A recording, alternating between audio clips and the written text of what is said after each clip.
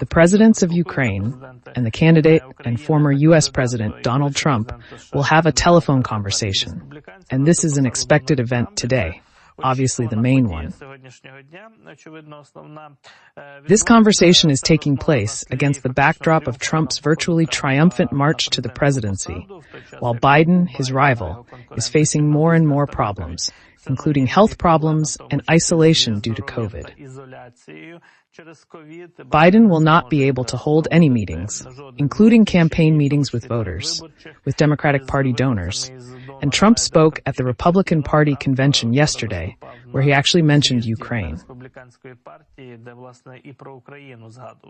President Zelenskyy, at the same time, is currently in the United Kingdom of Great Britain and Northern Ireland, attending a summit of the European political community. And while in the UK, President Zelenskyy, in particular, he also gave an interview to the BBC, the UK's leading governmental public broadcaster. After his first speech at the summit, the president of Ukraine is also scheduled to speak in the British Parliament.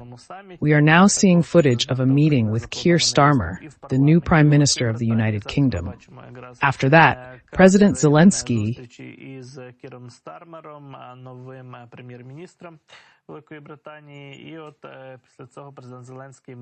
he also made a presentation at the summit. In an interview, President Zelenskyy mentioned, among other things, the topic of possible talks with Russia at the Peace Summit, which may be attended by Russia. The world should put pressure on Russia to bring it to the negotiating table, and Ukraine sees diplomatic instruments as quite promising, as they can help return the occupied territories to our country. He says that we will not return all the territories militarily. We will also put pressure on Russia through diplomacy. This also requires cooperation with partners. But the world must now put pressure on Russia to convince it to sit down at the negotiating table and consider ending the war in the first place. Zelenskyy added that diplomacy can help Ukraine return the territories.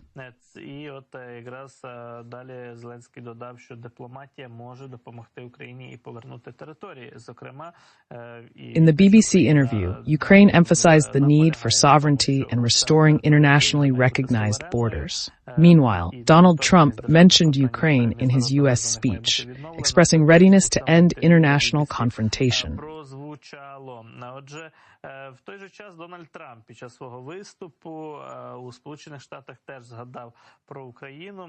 Він говорив, зокрема, про те, що готовий покласти край міжнародній конфронтації. And he is ready to do so in a flash. Trump's speech was no different in terms of his messages from his previous speeches. Trump is acting extremely self-confident, even with this ear bandage. And he looks quite funny to an outsider and not to his supporters. But even in the hall at these Republican conventions, as we can see, the photo from the moment of the attempt of Trump in Pennsylvania is being used very actively. His supporters, Trumpists themselves, can often be seen wearing similar earbands at these Republican conventions, a step of solidarity and support for their candidate, although from the outside, it looks like a kind of political masquerade. But in principle, American politics has always been quite characterized by such manifestations of eccentricity, brightness, and costumes.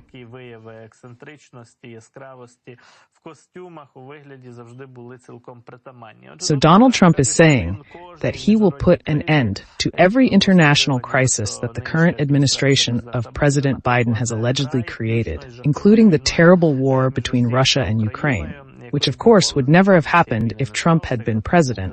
We have heard him say that 1,000,000 times. Trump also mentioned the conflicts that are looming over Taiwan, Korea, the Philippines, and Asia, and he also promised to deal with all these threats and problems, as well as to avert the coming Third World War, which is already on the horizon and could be devastating for all of humanity. Of course, that superhero Trump is a savior, a messenger from heaven. We can listen to a short fragment from Donald Trump's speech where he mentions Ukraine.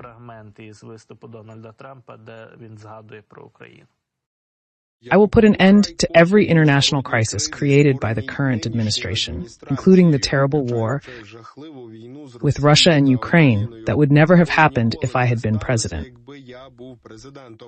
The Third World War will be terrible because of the available weapons. These weapons are destructive, so it is time for change. Under other U.S. presidents, Russia invaded Georgia, seized Crimea, and now it wants to take over all of Ukraine. Under Trump's presidency, Russia has not taken anything away. The good thing is that Trump realizes that Putin and Russia want to take over the whole of Ukraine, and they will not be satisfied with a part of Ukraine. Any compromises, agreements, and arrangements are territorial. Putin wants the whole of Ukraine and wants much more. He wants to influence Europe. Trump must obviously be aware of this if he is going to contact Putin at all and decide, as he says, to stop Russia's war against Ukraine with a single phone call. I can stop any war with a phone call, Trump said during this speech. It is unknown whether Trump's phone call today will concern Volodymyr Zelenskyy or vice versa. Who will call first? But CNN published that Volodymyr Zelenskyy will talk to Donald Trump on the phone today. On the phone, on well-known topics, obviously defined topics. Whether Trump will express his vision and position, how he is going to resolve the issue of the war between Russia and Ukraine in this conversation, because President Zelenskyy is asking for this, so that we have clarity on how Trump will treat Ukraine.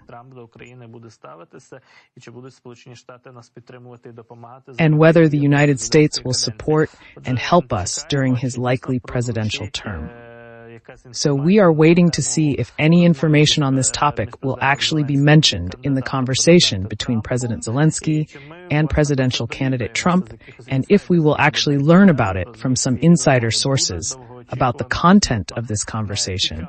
A very long-awaited, absolutely interesting event for us.